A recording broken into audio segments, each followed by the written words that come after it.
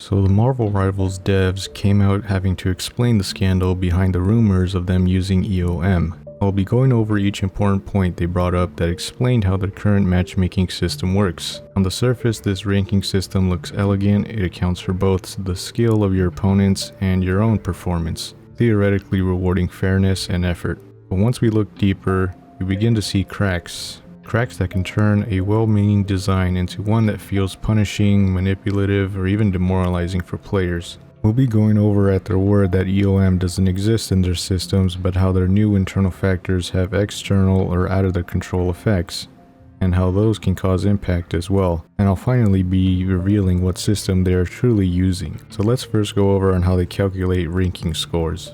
Let's start with base points. The system adjusts how many points you gain or lose based on the average rank of your opponents compared to your own. Beat stronger opponents and you're rewarded with the bonus. Lose to them and the penalty is softened. The same goes in reverse when you're the higher ranked player. On paper this sounds fair, but in practice it can create some subtle downsides. For example, pressure disparity. If you're the higher ranked player, every mistake becomes much more costly.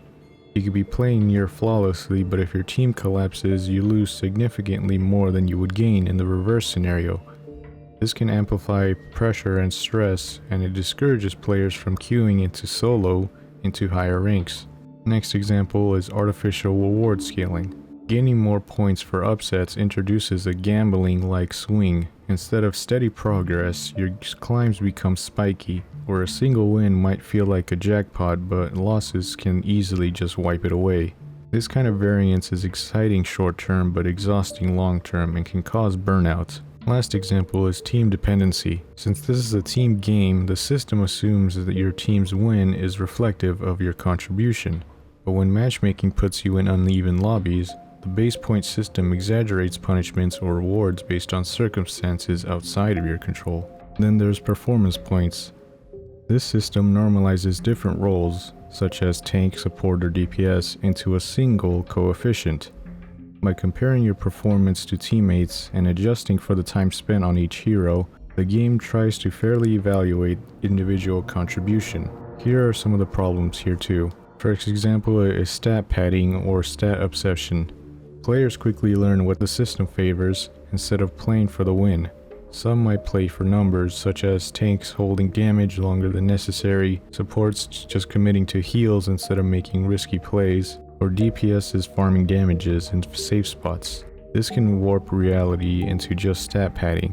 Next example is role reduction. Even if normalized, not every role can be measured equally. A single game-saving ability such as a clutch ultimate, a perfectly timed peel, won't always show up in raw numbers. Over time, players who consistently do the dirty work may be undervalued by the system. And last example is comparison pressure. Because your single coefficient is judged against teammates, it's possible to have a strong performance but still be rated poorly just because someone else had an inflated game. This encourages inter-team competition rather than just cooperation. Next, they then weigh between base points and performance points as you climb ranks. Lower ranks emphasize performance, rewarding skill expression, while higher ranks shift towards consistency, focusing on the base points. This design intends to help good players rise quickly from low ranks while demanding steadiness from the elite players. But again, the trade-offs matters, such as skill ceiling frustration. Once you hit high ranks, individual skill stops mattering as much. You can carry hard, but if your team loses, your performance is nearly irrelevant. That can make ranked feel like a grind of coin flips rather than a meritocracy. Next example is smurfing incentives. Ironically, because performance is weighted more in low ranks, highly skilled players who start new accounts climb faster, which fuels the very smurfing problem most games are trying to solve. Last example is inconsistent progression. Players transitioning between tiers can feel like a whiplash. In one rank, their performance can skyrocket them upwards, but in the next, the same effort barely moves the needle. Now let's look at the raw matchmaking itself.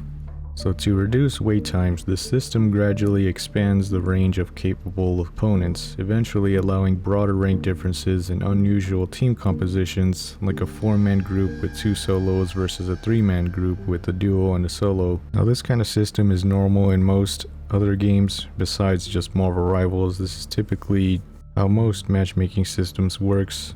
But what can be the problem here in a game like Marvel Rivals is the perception of fairness.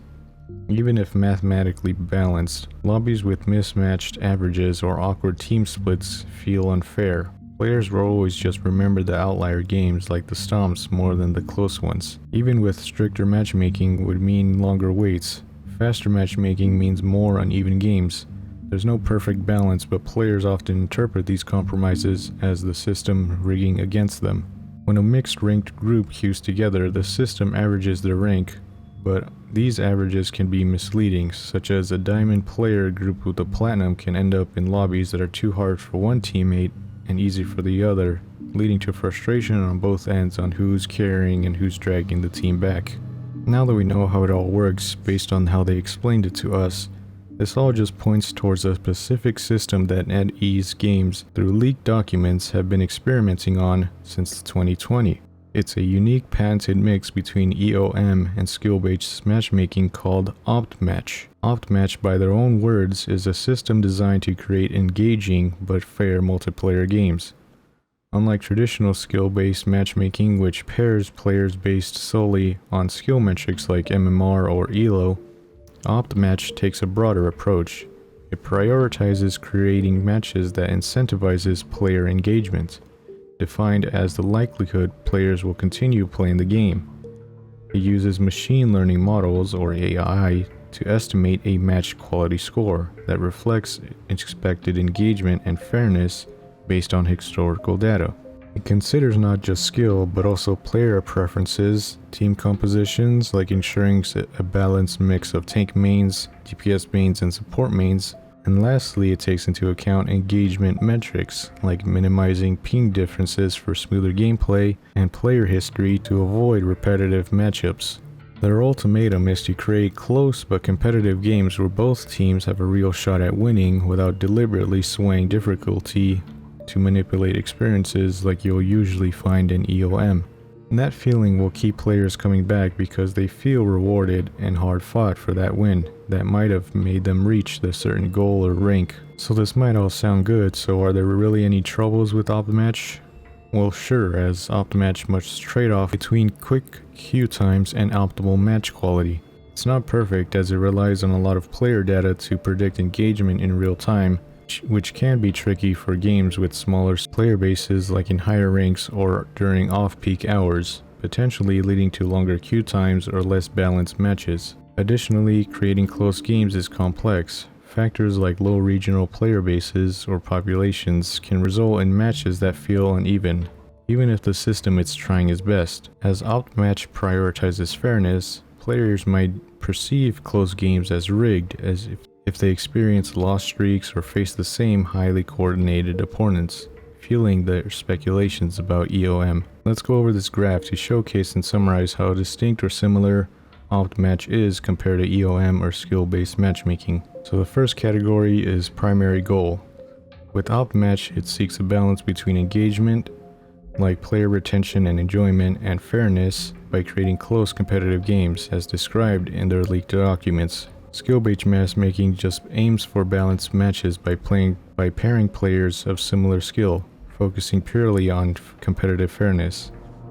And lastly, EOM just prioritizes long-term player retention, even if it means creating uneven matches to manipulate win-loss streaks for psychological impact. Next category is the matchmaking factors. In OptMatch, it incorporates multiple variables like skill, role preference, team composition, and engagement predictions to optimize match quality. Skill-based relies solely on skill metrics, as previously mentioned, to match players, ignoring other factors like team synergy or player enjoyment. EOM uses skill, historical win-loss data, and behavioral patterns to strategically adjust match difficulty. It aims to keep players hooked. Last category is fairness versus engagement. OptMatch emphasizes fairness by aiming for close games that feel rewarding, avoiding manipulative tactics that prioritize profit over player experience. Skill-based focuses strictly on fairness through skill parity, which can sometimes lead to repetitive or unengaging matches. EOM may intentionally create unbalanced matches, for example, like pitting players against stronger or weaker opponents to drive engagement, potentially at the cost of perceived fairness. In the end, this ranking system is built with fairness in mind, as it blends opponent strength, personal preferences and performance, and rank consistency into a single scorecard. But as we've seen through time and time again, every safeguard introduces its own set of problems, from stat padding to smurfing incentives to uneven matchmaking and even disproportionate punishments. What looks to be like a carefully balanced scale in practice is really just a tightrope walk. This system tries to keep players motivated but often ends up feeling like a casino, one where your wins and losses don't always reflect your true skill but just the luck of the draw.